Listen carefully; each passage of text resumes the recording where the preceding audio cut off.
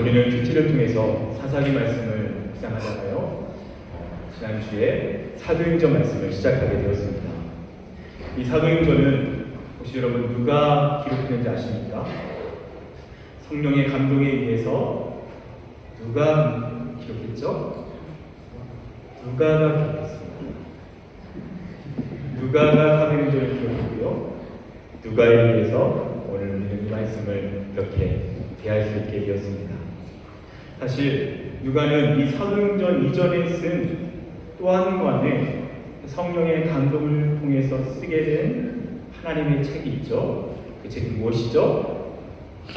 누가복음이죠. 그 다음에 사도행전입니다. 사실은요, 이 누가복음과 사도행전은 한 권과 마찬가지입니다. 그러니까 한 권의 책을 1부와 2부로 나눈 것이 누가복음이고 사도행전입니다. 실제로 초대교회 성도들은 이 누가복음과 사도행전을요 한 권의 책으로 읽었습니다. 이후에 마태, 마가, 누가, 요한, 사도행전 이런 배열이 생기다 보니까 마치 누가복음과 사도행전이 다른 책인 것 같지만 실상은 한 권의 책입니다. 1부고 2부라는 차이가 있는 것이죠. 먼저 1부 누가복음에서는요 예수님에 대한 이야기를 다루고 있습니다. 그리고 2부 사도행전에서는요 예수님의 몸된 교회의 이야기를 다루고 있습니다. 특별히 이 교회를 이끌어갔던 사도들의 행전을 기록한, 그래서 사도행전이라고 이야기를 하게 되는 것이죠. 그래서 이 사도행전을 교회행전이라고도 부릅니다. 근데 또 한 가지, 그렇다면 이 사도를 이끌어 가신 분은 누구신가? 사도행전은 일관되게 바로 그분이 성령님이라고 말씀하고 있습니다. 그래서 사도행전은 또 다른 이름으로 성령행전이라고 불려집니다. 누가복음이 구약에 약속된 예수 그리스도께서 그분이 이 땅에 그 약속대로 우리를 구원하신 이야기입니다. 사도행전은 구약과 예수님께서 약속하신 성령님께서 이 땅에 오셔서 교회를 세우시고 그리고 그분의 나라를 이루어 가신 이야기가 바로 사도행전이신 거죠. 그래서 누가복음과 사도행전 모두 하나님의 약속이 그대로 성취되었음을 이야기해 주고 있습니다. 여러분, 하나님은 어떤 분이십니까? 하나님은 우리에게 약속하시고 그 약속을 그대로 지키신 분이십니다. 구약에서 끊임없이 예수 그리스도를 예언하셨고 약속하셨고 그 약속대로 예수님을 보내셨습니다. 그리고 구약의 특별히 요엘서에 성령을 보내주시기로 약속하셨고 예수님을 통해서 다시 한번 그것을 확인시켜 주신 후에 실제로 그분을 보내셨습니다.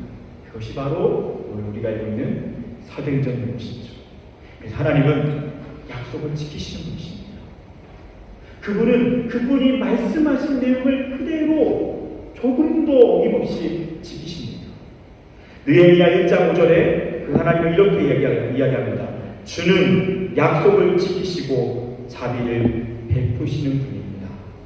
다니엘서 9장 4절에 이렇게 말씀합니다. 주께서는 주를 사랑하고 주의 명령에 순종하는 자들에게 항상 주의 약속을 지키시며 한결같은 사랑을 베푸시는 분입니다.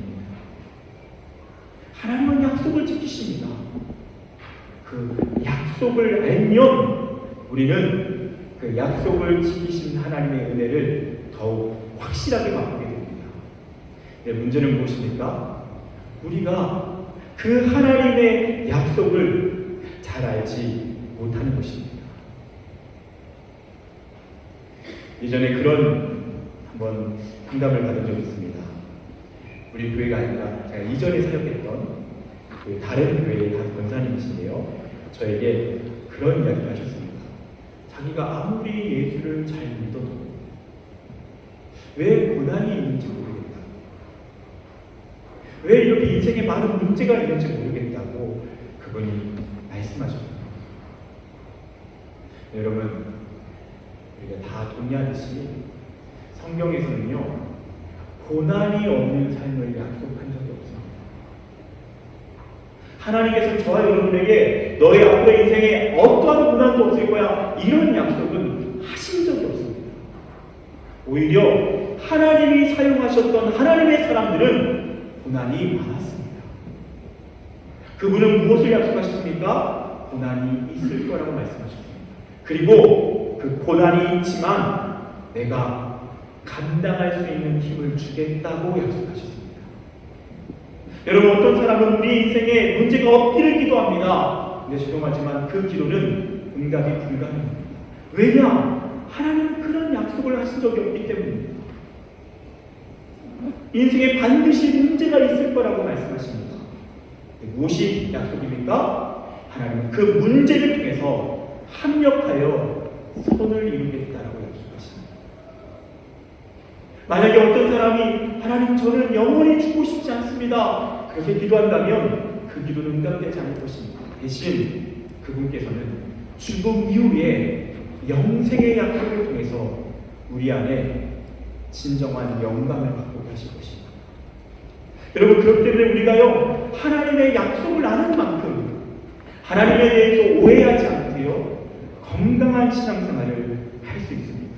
그리고 우리가 그 약속을 아는 만큼, 우리가 성경의 그 말씀을 아는 만큼 그 약속을 붙잡고 기도할 때에 하나님 그 약속을 반드시 지키십니다. 제가 최근에 한 성도님과 식사를 나누면서 이야기를 나눈 적이 있습니다. 참 인상 깊었고 감동적인 이야기는요, 이분이 다시 이렇게 진지하게 신앙생활을 시작하면서 어떻게 이렇게 신앙생활을 잘할 수 있을까, 제가 성경을 읽기 시작했다고 합니다. 그리고 그렇게 오래되지 않았는데 그 짧은 시간에 벌써 성경을요 4번이나 다 읽었다고 합니다. 처음에는 성경을 읽을 때 어려웠다고 합니다.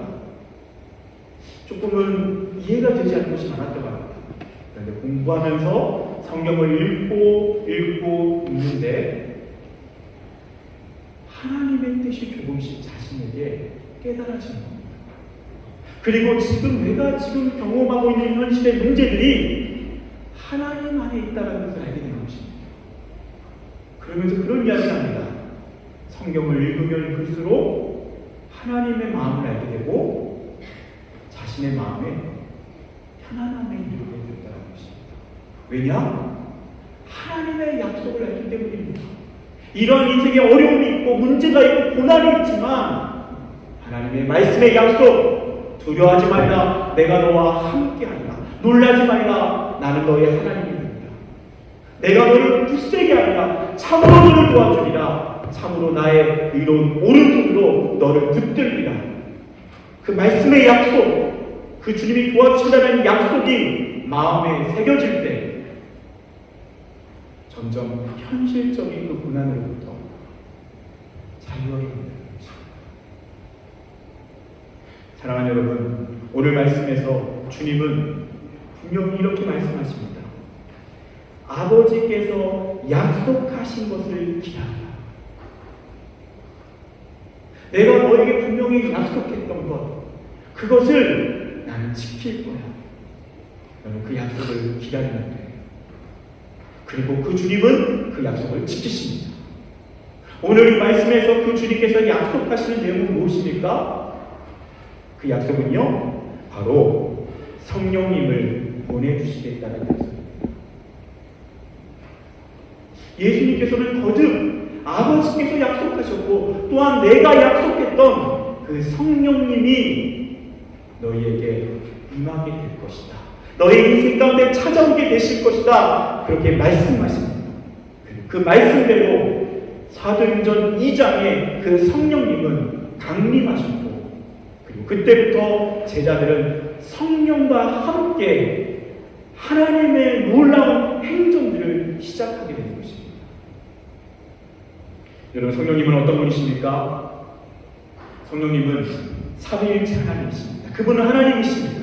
그분은 하나님의 영이십니다. 또한 사도행전 16장 7절에서 그분은 예수의 영이다라고 말씀합니다. 여러분, 예수님께서요, 그분이 마지막에 이렇게 말씀하셨습니다. 마태복음 28장 20절에 볼지어다 내가 세상 끝날까지 너희와 항상 함께 있으리라. 그분은 세상 끝날까지 우리와 함께 하겠다고 약속하셨습니다. 어떻게 함께 하십니까? 바로 예수의 영이신 성령께서 우리와 함께 하시기 때문에 그 성령을 통해서 예수님이 우리와 함께 하신다라고 말씀하십니다. 여러분, 그 주님의 약속, 우리와 영원히 함께 하실 것이고 예수의 영이신 성령을 통해서 우리 안에 들어오셔서 우리와 영원히 동행하신다라는 그 약속이 변함없이 저와 여러분의 삶 가운데 지켜지고 있습니다. 여러분, 그렇다면 성령님을 우리에게 보내주신다는 의미는 어떤 의미일까요? 그 의미는요, 하나님 그분 자신을 우리에게 주신다라는 것입니다. 하나님 그분 자신을 우리에게 그대로 주신다는 것입니다. 여러분, 이것보다 더 아름다운 약속이 어디 있을까요? 이것보다 더 놀라운 선물이 어디 있을까요? 그분이 우리에게 여러 복을 주실 수 있습니다. 은혜를 베푸실 수 있습니다. 네, 그 어떤 것보다 그분 자신을 우리에게 주셔서 우리와 영원히 함께 하신다는 것. 여러분, 이것보다 좋은 약속은 없습니다. 토마스 기도의 기도 중에 이런 내용이 있습니다. 당신은 선물을 주시는 분만이 아니라 아버지와 아들이 주시는 가장 좋은 선물, 즉 당신 자신을 저희에게 주시나이다. 성령님을 우리에게 주신다는 것, 성령님을 우리에게 보내주신다는 것, 그것은 그분 자신을 우리에게 주신다는 것입니다. 여러분, 마태복음에 특별히 마태복음 7장 11절에 이런 말씀이 있습니다. 너희가 악한 자라도 좋은 것으로 자식에게 줄 줄 알거든 하물며 하늘에 계신 너희 아버지께서 구하는 자에게 좋은 것으로 주시지 않겠느냐. 그분은 우리의 삶에 좋은 것을 주신다고 말씀하십니다. 그런데 누가복음에서 11장 13절에 똑같은 본문을 이렇게 말씀합니다. 너희가 악할지라도 좋은 것을 자식에게 줄 줄 알거든 하물며 너희 하늘 아버지께서 구하는 자에게 성령을 주시지 않겠느냐. 마태복음에서는 좋은 것을 주시겠다고 하셨고요, 누가복음에서는 성령을 주시겠다고 하셨습니다. 무슨 의미입니까? 하나님이 우리에게 주시는 가장 좋은 것이 바로 성령 하나님이시라는 것입니다. 여러분, 믿으십니까? 그분이 우리에게 많은 것을 주시지만 그분 자신이신 성령님을 주시는 것, 그것이 우리를 향한 가장 큰 선물이라는 것입니다.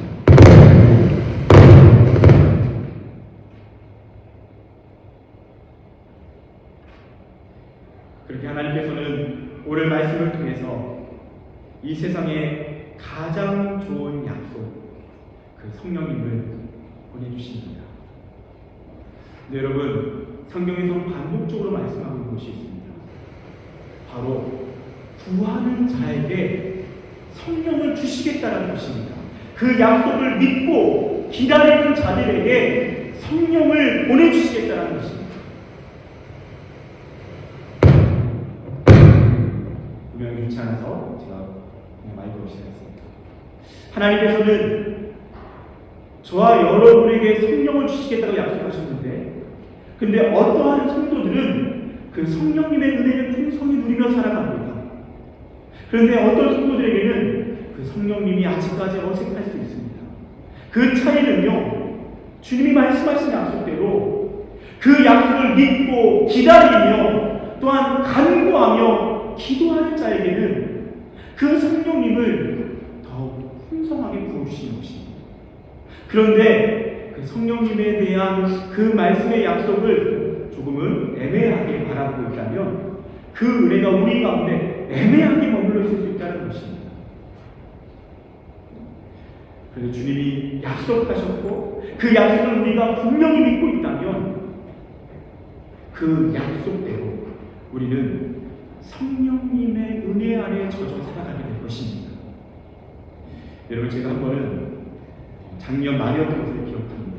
제가 우리 성도들을 위해서, 우리 파리 연합교회를 위해 기도할 때 특별히 하나님, 우리 성도들에게 그 성령님의 은혜를 더 풍성하게 부어주셨으면 좋겠습니다. 정말 우리가 머리로 알고 있는 말씀을 넘어서 우리의 가슴에서, 우리의 삶 가운데서 이 말씀이 정말로 실제로 경험되는, 그래서 살아계신 하나님에 대한 간증이 넘쳐나는 그러한 교회 되기를 원합니다. 하나님 앞에 간절히 기도하고 기도했습니다. 근데 솔직히 제 안에 어떤 마음이 있었냐면요, 좀 실망감이 있었습니다. 왜냐하면 특별히 작년 말에 그때 상황을 돌아볼 때 뭔가 이렇게 기도하는 만큼 하나님이 응답해 주시지 않는 것 같아요. 그래서 그때 제가 특별히 12월 마지막 주였는데, 그리고 1월 1일 송보영신 예배 때까지, 그 전날까지 제가 다시 하나님 앞에 조금 투덜거렸습니다. 아니, 하나님 분명히 말씀을 약속하지 않았습니다. 성령을 구하는 자에게 성령을 주시겠다고 약속하지 않으셨습니다. 우리 사랑하는 성도들에게 하나님 주시는 그 약속 왜 지키지 않으십니까? 제가 조금 이렇게 하나님 앞에 막 과감하게 기도한 적이 있었습니다. 그리고 여러분, 제가 송구 영신 예배 때 이 말씀 카드를 그렇게 뽑지 않았습니다. 솔직히 저는 이 말씀 카드만에 그렇게 큰 의미를 주진 않습니다. 성경 66권의 모든 말씀이 중요하기 때문에 이 뽑는 말씀도 중요하지만 이것만이 아주 한 해의 모든 말씀이다, 그렇게 생각하지 않습니다. 무심코 그 카드를 뽑았습니다. 뽑았던 말씀이 다음과 같았습니다. 민수기 23장 19절에 하나님은 사람이 아니니 거짓말을 하지 않으시고 인생이 아니시니 후회가 없으시고 어찌 그 말씀하신 바를 행하지 않으시며 하신 말씀을 실행하지 않으시며. 제가 이 말씀을 딱 뽑고 네, 주님 알겠습니다. 하나님은 그 약속을 반드시 지키십니다. 부족한 자의 기도지만, 연약한 인생의 기도지만, 하나님, 우리 파리 연합교회에 저의 기도가 조금 더 땅에 떨어지지 않고 하나님이 약속하신 대로 약속하신 성령의 은혜가 더 풍성하게 넘쳐나는 그런 든든한 교회로 세우실 줄 믿습니다. 왜입니까? 그분은 약속을 지키시기 때문입니다. 우리가 그 은혜를 누리지 못하고 있다면, 우리가 그 약속을 붙잡고 하나님 앞에 더 전심으로 기도하지 않기 때문일 수 있다는 것입니다. 그 약속을 믿으며 기다리지 않고 있기 때문일 수 있습니다. 그 선하신 말씀의 약속을 붙잡고 간구하지 않기 때문일 수 있습니다. 여러분, 이 자리에 교회를 오래 다녔지만, 성경을 알지만, 나는 한 번도 살아계신 하나님, 그 성령의 넘치는 은혜를 경험한 적이 없다. 그렇다면 여러분, 지금이 기회입니다. 지금이 은혜만을 만한 때입니다. 이 약속을 붙잡고 그 하나님의 은혜를 기다리고 하나님의 은혜를 사모하며 전심으로 간구하는 저와 여러분 되시길 축복합니다. 바로 지금이 그러한 은혜의 약속의 시간이라는 것입니다. 여러분, 또한 오늘 말씀에서 우리가 주목해야 할 표현이 있습니다. 우리 5절 말씀을 같이 한번 또 똑똑하게 보았는데요. 오늘 5절 말씀 주보를 피셔주고요. 한번 다 같이 한번 똑똑해 보도록 하겠습니다. 시작. 요한은 물로 세례를 베풀었으나 너희는 연날이 못되어 성령으로 세례를 받으리라 하셨느니라. 아멘. 여러분, 예수님께서는 그 성령을 보내주시겠다, 그 성령을 우리 가운데 임하게 될 것이다, 이런 말씀을 하셨습니다. 그런데 오늘 말씀에서는요, 좀 특별한 표현을 쓰고 있습니다. 그 단어는 세례라고 하는 단어입니다. 너희가 물로 세례를 베풀었던 것처럼 이제는 성령으로 세례를 받으리라 라고 말씀하십니다. 근데 여기서 세례라고 하는 단어는요, 바티조라고 하는 단어입니다. 이 단어의 의미는 뭐냐면요, 물에 잠긴다라는 뜻입니다. 여러분, 원래는요, 초대교회에 세례를 베풀 때 가장 많이 행했던 방식은 요단 강가로 성도를 데리고 가서 그 강물에 잠겼다가 다시 나오게 하는 방식이 바로 바로 세례의 원래 모습이었죠. 여러분, 오늘 이 말씀의 표현을 주목하십시오. 그래서 그 바티스라고 하는 세례의 의미는 물에 잠긴다라는 것입니다. 그냥 물에 들어갔다가 잠깐 발만 담그고 나오는 것이 아니라 완전히 물에 잠겨서 그 물 속에 깊이 거하는 것을 의미합니다. 오늘 말씀의 약속에 성령으로 세례를 받겠다는 말씀은요, 그 성령을 그냥 가볍게 경험하고 그 성령이 가볍게 터치하시는 정도가 아니라 성령의 은혜 안에 잠긴다는 말씀입니다. 동일한 의미로는 성령 충만함이라고 하는 거죠. 여러분, 신앙생활에는요, 두 가지 신앙생활이 있습니다. 예수님을 믿지만 두 가지의 부류로 나누어집니다. 어떤 사람은요, 성령의 강가로 나가서 발만 담그다가 돌아갑니다. 예배를 드릴 때 그냥 나에게 필요한 것을 하나님 앞에 아뢰고 발만 담그고 돌아가면 된다라는 그런 신앙이 있을 수 있습니다. 네, 또한 어떤 성도님들은요, 한 번의 예배에 나올 때 주님, 나에게 약속하신 이 풍성한 은혜, 내가 그 성령의 은혜 안에 잠기길 원합니다. 내가 그 하나님의 깊은 은혜의 강물에 완전히 잠겨서 내가 그 은혜 가운데 흠뻑 젖기 원합니다. 바로 그렇게 두 분야의 신앙생활로 나눠진다는 것입니다. 사랑하는 여러분 오늘 어떠한 마음으로 이 자리에 오셨습니까? 어떠한 은총을 누리십니까? 특별히 오늘 이 예배 가운데 이 약속을 붙잡고 정말로 성령에 잠기기를 원합니다. 여러분, 그런 마음을 하신 분들이 있습니까? 여러분, 그 마음이 복됩니다. 여러분, 혹시 오늘도 이렇게 예배 자리에 나왔지만 그 은혜의 강가에서 그냥 발만 담궈도 된다는 마음으로 오셨습니까? 여러분, 너무 아쉬운 것입니다. 주님은 여러분을 위해서 더 풍성한 은혜를 준비하셨습니다. 그 살아계신 하나님의 그 넘치는 사랑의 강물에 잠길 수 있는 은혜, 여러분, 그 은혜를 사모하실 수 있길 바랍니다. 하나님 오늘 그 은혜를 여러분에게 주길 원하시기 때문입니다. 그냥 적당한 가벼운 관계에 머무르는 것이 아니라 주님은 깊은 관계로 나오라고 말씀하시는 것입니다. 너가 내 안에 완전히 잠겼으면 좋겠다. 나는 너의 모든 것을 원한다. 내가 너의 모든 삶을 나 하나님 한 분으로 집결합니다. 여러분, 수십 년 전에 스페인에 활동 중이던 이눈 화가라는 분이 계셨습니다. 이눈 화가라는 분이 스페인에서 화가로 활동을 하다가 다시 독일에 돌아가서 좀 공부를 하고 화가의 그런 일들을 이어가려고 하는 그런 계획 가운데 있었습니다. 그런데 교회에서 예배를 드리고 기도를 하던 중에 선명한 하나님의 음성을 듣습니다. 그 음성은 다음과 같습니다. 나는 너의 일부가 아닌 전부를 원한다. 나는 너의 파트타임이 아니라 난 너의 풀타임을 원한다. 그 아내 선교사님이 이야기하십니다. 그때 남편이요, 그냥 늘 울고 다녔다고. 그 하나님의 음성이 떠나지 않기 때문에 나는 너의 일부가 아니라 전부를 원한다. 나는 너의 파트타임이 아니라 풀타임을 원한다.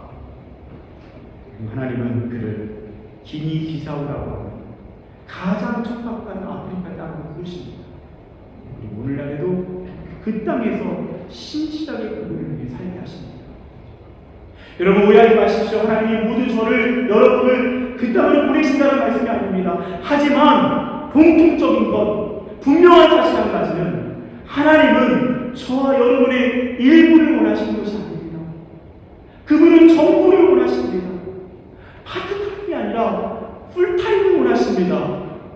우리의 모든 시간 가운데 함께하기를 원하십니다. 발만 담그는 신앙이 아니라 그분의 은혜에 잠겨 살기를 원하십니다. 그분은 우리에게 성령으로 세례를 받게 하실 거라고 말씀하십니다. 근데 너무나 안타깝게도 그 말씀을 것을 예수님께서는 400명이 넘는 제자들에게 말씀하셨던 것으로 추정됩니다. 그런데 그 하나님의 약속을 붙잡고 마가의 다락방에서 기다려서 그 풍성한 성령 세례를 받은 사람은 120명이었습니다. 나중에 나머지 280명 어디 있습니까? 그들도 부활하신 예수를 만났습니다. 그 주님과 함께 했습니다. 무엇이 차이입니까? 기다리지 않았기 때문입니다. 400명이 똑같은 약속을 받았지만 그 약속을 누렸던 사람은 120명이었습니다. 여러분, 오늘 이 자리는 우리 파리 연합교회 한 사람도 빠짐없이 오늘 예수님이 약속하신 이 성령 세례, 그 성령의 은혜에 잠기는 은혜가 한 사람도 빠짐없이 누리실 수 있게 되기를 축복합니다. 그 약속을 붙잡고 그 약속을 통해서 하나님을 기다리는 사람, 성령님을 기다리는 사람, 그 사람이 바로 이 은총을 누리게 되는 것입니다. 여러분, 이정화 신이 쓴 낮은 곳으로 라고 하는 시가 있습니다. 이 시를 한번 읽어드리고 싶습니다. 낮은 곳에 있고 싶었다. 낮은 곳이라면 지상의 그 어디라도 좋다. 찰랑찰랑 보여들 너의 사랑을 온몸으로 받아들일 수만 있다면 한 방울 더 헛되이 새어나가지 않게 할 수 있다면, 그래, 내가 낮은 곳에 있겠다는 건 너를 위해 나를 온전히 비우겠다는 것이다. 나의 존재마저 너에게 흠뻑 주고 싶다는 뜻이다. 잠겨 주어도 좋으니 너는 물처럼 내게 밀려오라. 여러분, 사랑은 무엇입니까? 사랑은 잠기는 것입니다. 사랑은 그 사랑하는 대상을 향해 완전히 잠기는 것입니다. 그래서 벗어날 수 없습니다. 벗어나고 싶지 않습니다. 그 사랑하는 대상에게 완전히 잠겨서 어느 곳에 있든 무엇을 하든 그 사람과 함께하는 것, 그것이 사랑입니다. 그래서 오늘 시인은 고백합니다. 사랑하기 위해서, 사랑하기 때문에 잠기고 싶다는 것입니다. 그래서 뭐라고 이야기합니까? 자신이 낮은 곳에 있겠다라고 이야기합니다. 낮은 곳에서 기다리겠다라고 말합니다. 왜입니까? 낮은 곳에 물이 고이기 때문입니다. 그리고 낮은 곳에 물이 밀려오면 어떻게 됩니까? 그 낮은 곳에 물이 잠기게 되는 것입니다. 사랑하는 여러분, 우리가 어떻게 하나님의 은혜에 잠길 수 있습니까? 성령에 잠길 수 있습니까? 낮은 곳으로 나아가야 합니다. 우리 마음이 낮아져야 합니다. 가난해져야 합니다. 겸손해져야 합니다. 그래서 시인의 고백처럼 잠겨 죽어도 좋으니 주님, 저에게 물처럼 밀려와 주십시오.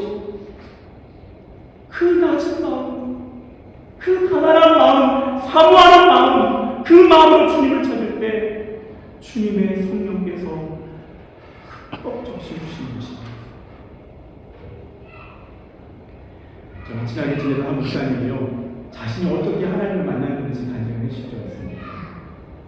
중학교 시절에 수련회에서 열심히 여기 기도하는 시간이 있었다고 합니다. 집회 시간에 기도를 하는데 갑자기 옆에 있는 친구가 막 하나님의 은혜를 경험하면서 성령의 은혜를 누리면서 막 기도하는 것을 봤습니다. 목사님 아들이었습니다. 또 다른 친구가 옆에서 또 그렇게 하나님 앞에 뜨거운 눈물을 흘리며 그렇게 감사하게 하나님 앞에 나아가는 모습을 봅니다. 장로님 아들이었습니다. 갑자기 서러웠다고 합니다. 왜냐? 나는 집사님 아들인데 하나님 앞에 기도했다고 합니다. 하나님 이러실 수 있습니까? 아니, 목사 아들이라고 은혜 주시고 장로님 아들이라고 성령을 부으시는데 왜 나는 안 부어주십니까? 집사 아들이라고 이렇게 하실 수 있습니까? 중학생이 가난한 마음으로 하나님 앞에 부르짖기 시작합니다. 그때 성령의 은혜를 받습니다. 그리고 그 삶이 하나님 앞에 드려집니다. 그 하나님의 은혜의 장벽이 때문입니다. 여러분 기억하십시오. 400명의 제자들이 약속을 받았지만 120명의 제자들만 그 성령 세례, 성령께 잠기는 은혜를 누렸습니다.